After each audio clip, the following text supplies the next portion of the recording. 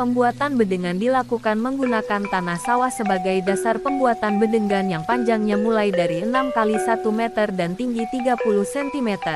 Permukaan bedengan harus sama rata agar saat bedengan diisi air tidak tinggi sebelah. Jika bedengan belum rata maka bedengan harus ditambal menggunakan tanah sawah. Dan untuk pemasangan cagak bedengan dibuat menggunakan bambu yang ukurannya 1 meter. Cagak diletakkan 50 cm menjorok ke dalam bedengan dan diletakkan di bagian tengah. 2. Penyemprotan herbisida atau Roundup. Pasangan plastik. Pemasangan blandar. Semprot bedengan dengan menggunakan Roundup dengan takaran 12 ml liter air. Lalu masukkan ke dalam alat penyemprot. Dan semprot bedengan secara rata dengan cairan Roundup agar tidak ada gulma yang tumbuh apabila bedengan ditutup dengan mulsa plastik. Pasang mulsa plastik di bedengan. Ujung mulsa plastik ditarik secara bersamaan. Lalu sobek sedikit di tengah-tengah mulsa plastik dan masukkan ke dalam bambu cagak yang sudah ditancapkan agar mulsa plastik tertata dengan rapi dan rapat.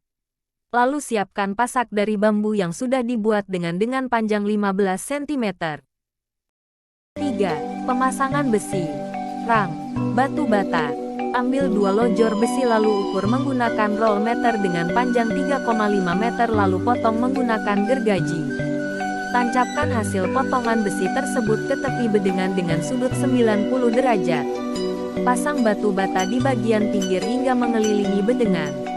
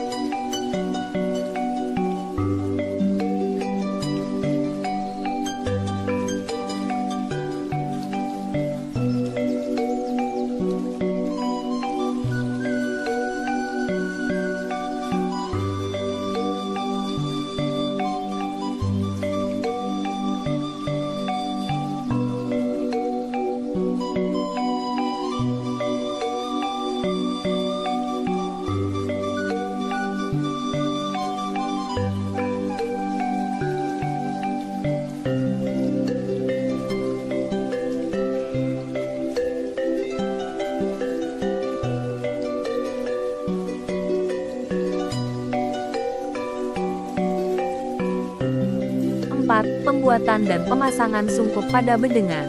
Potong plastik dengan panjang 6 meter x 5 meter. Plastik diletakkan di tengah-tengah waring. Lalu reng bambu diletakkan pada kedua sisi waring. Lalu jahit. Waring menggunakan benang wol dan jarum. Setelah sungkup siap, letakkan sungkup pada bedengan dan paku bagian tengah penutup bedengan menggunakan bambu kecil agar tidak bergeser.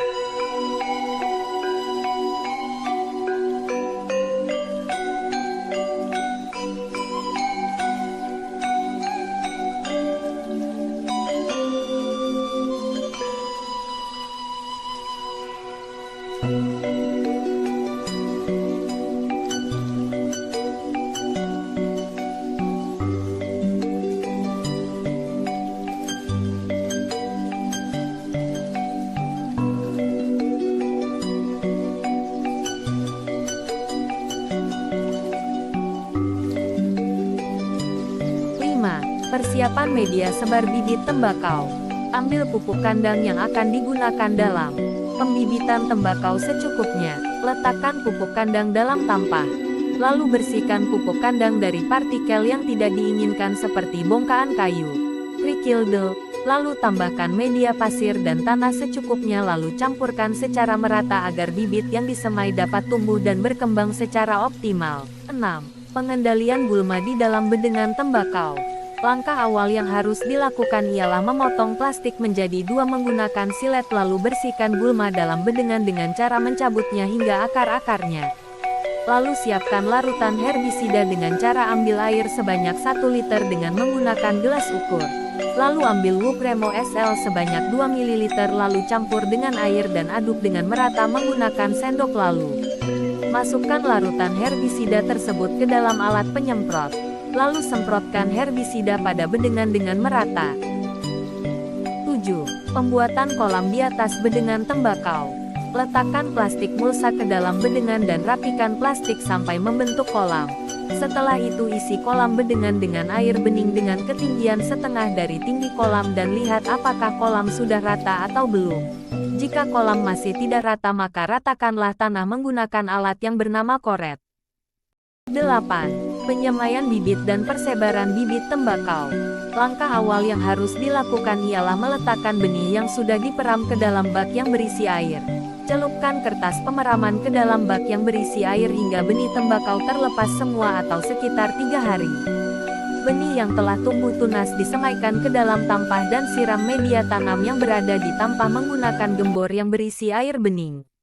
Setelah penyebaran benih dilakukan, lalu lakukanlah penyiraman kembali menggunakan larutan SP36 sebanyak 100 ger menggunakan gembor.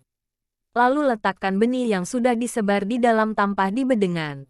Lalu tutup bedengan dan lapisi menggunakan paranet berwarna hitam yang bertujuan untuk mengurangi suhu yang terlalu panas dan menghambat sinar matahari. 9. Persiapan media tanam menggunakan sphagnum yang ditata dalam potray. Langkah yang dilakukan adalah menggemburkan media sphagnum menggunakan kedua tangan yang bertujuan agar media sphagnum tidak ada yang menggumpal dan memudahkan dalam pengayakan. Hasil pengayakan media sphagnum dimasukkan ke dalam potray. Lalu isilah potray menggunakan media sphagnum yang sudah diayak dan dipisahkan antara media kasar dan halus. 10. Tanam bibit tembakau ke dalam potray yang berisi sphagnum. Langkah awal yang dilakukan adalah siramlah potray yang berisi media tanam sphagnum dengan air yang bertujuan agar mudah dalam penanaman bibit tembakau. Lalu cabut bibit tembakau satu persatu menggunakan tangan. Lakukanlah dengan hati-hati agar akar tidak terputus. Pilihlah bibit tembakau yang besar dan bagus.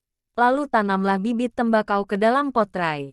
Dalam satu lubang diisi satu bibit dan satu potray besarnya harus sama dengan catatan bibit harus seragam. 11. Pengendalian hama dan penyakit pada bibit tembakau. Langkah awal yang dilakukan adalah memasukkan cairan Baiklin ke dalam gelas ukur sebanyak 5-7 ml. Lalu menuangkan larutan ke dalam kolam. Kemudian membilas gelas dengan air dan menambahkan sedikit air. Yang kedua, timbang bubuk insektisida sebanyak 5 gram dengan beralaskan tisu. Setelah itu masukkan bubuk insektisida yang telah ditimbang ke dalam sprayer dan masukkan air dan aduk hingga merata. Lalu larutan insektisida yang telah tercampur merata aplikasikan ke bibit tembakau dengan cara disemprot menggunakan sprayer agar insektisida dapat tersebar secara merata pada bibit tembakau.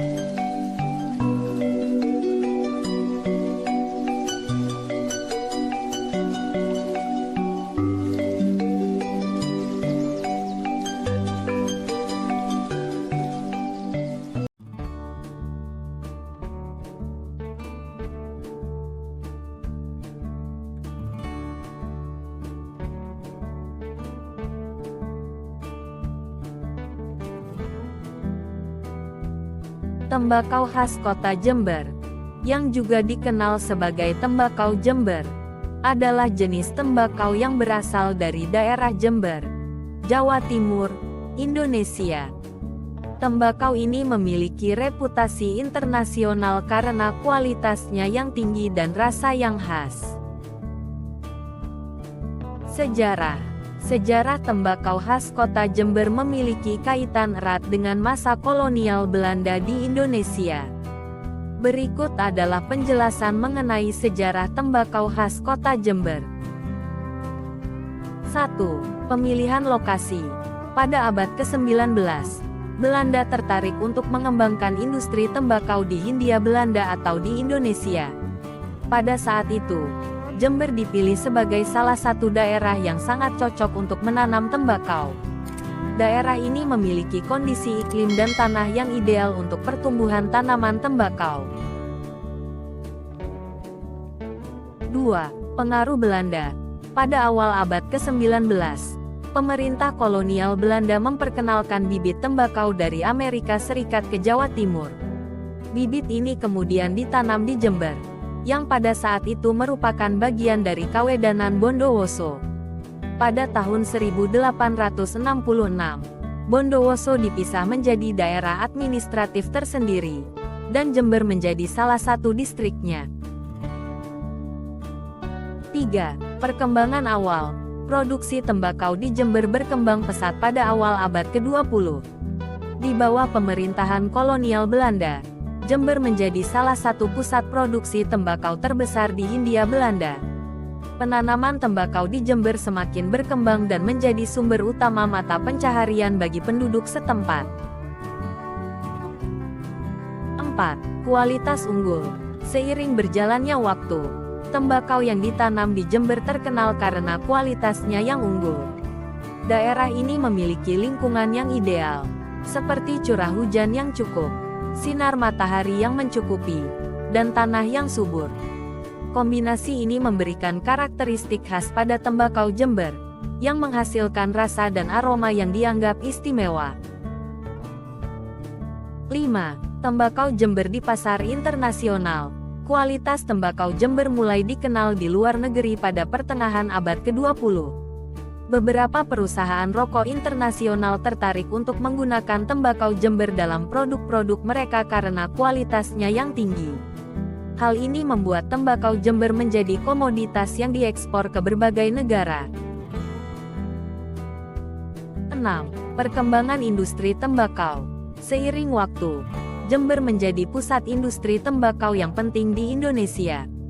Perusahaan-perusahaan tembakau besar, baik lokal maupun internasional, membangun pabrik di daerah ini untuk memproses tembakau Jember menjadi berbagai produk tembakau seperti cerutu dan rokok kretek.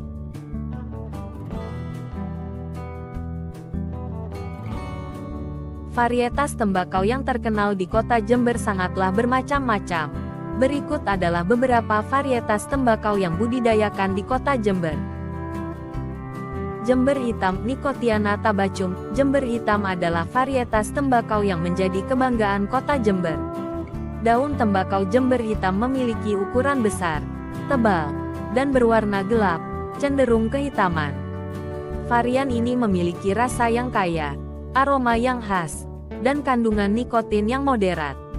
Tembakau Jember Hitam umumnya digunakan dalam pembuatan rokok kretek, rokok linting, dan cerutu.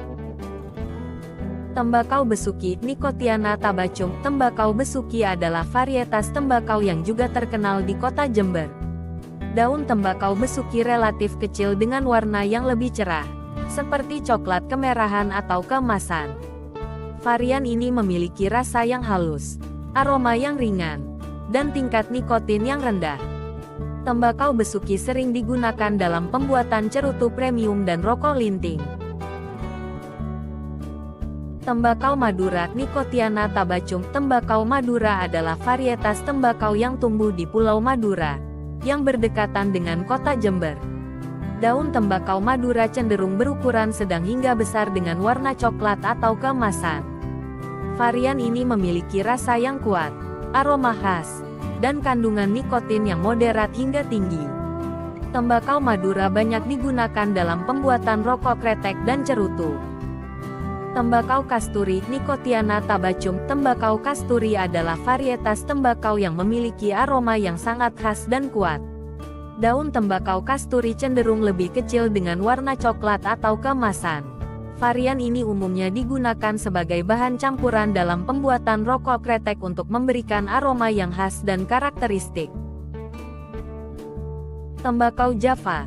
Tembakau Java adalah varietas tembakau yang ditanam di berbagai daerah di Jawa, termasuk Jember. Varian ini memiliki berbagai jenis subvarietas, seperti tembakau Java besar, tembakau Java sedang, dan tembakau Java kecil. Masing-masing subvarietas memiliki karakteristik yang berbeda dalam hal ukuran, warna, rasa, aroma, dan tingkat nikotin. Tembakau Java digunakan dalam berbagai produk tembakau, termasuk rokok kretek, cerutu, dan rokolin.